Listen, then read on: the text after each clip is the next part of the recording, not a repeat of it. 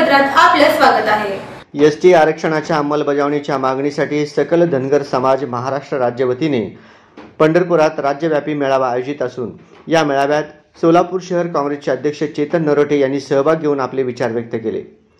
यावेळी चेतन नरोटे यांनी आपले विचार व्यक्त करताना म्हणाले की गेल्या अनेक वर्षापासून धनगर समाजाची एसटी आरक्षणाची अंमलबजावणी करण्याची मागणी आहे। त्यासाठी आजपर्यंत अनेक आंदोलने झाली। पंढरपुरात गेल्या अनेक दिवसापासून समाज बांधव घरदार कुटुंबियांना सोडून समाजासाठी राज्यव्यापी आमरण उपोषण सुरू केले आहे। समाज एक होऊन आंदोलन केल्यामुळे सोलापूर विद्यापीठाला पुण्यश्लोक अहिल्यादेवी होळकर यांचे नाव देण्यात आले। याच प्रकारे अहिल्यादेवींचे आशीर्वाद घेऊन एकजूट होऊन आणि प्रत्येक जण नेता होऊन आरपारची लढाई लढूया।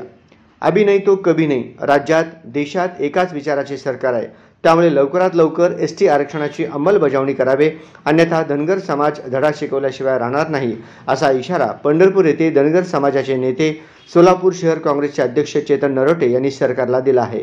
आज आपण इथं एकत्र येत असताना आमचे 16 दिवस झालं हे धनगर बांधव या ठिकाणी उपोषण करतायत। उपोषण करत असताना माझी 5वी-6वी राऊंड आहे, पण ज्या वेळेस मी येतोय त्या वेळेस आता समाजामध्ये जागृती झाली असल्यासारखे दिसत आहे।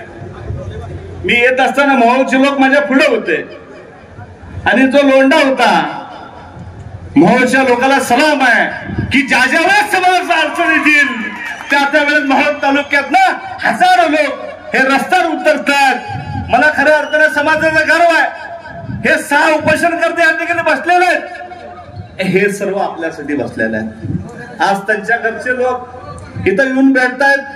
त्या जी व्हिडिओ व्हायरल होते मनाला वेदना होत आहेत की माझ्या 6 लोकांच्या पंढरपुरामध्ये बसलेले आहेत, स्वतःचं घर दार लेकरं बाळ सोडून बसल्यात, हे समाजासाठी बसलेले आहेत।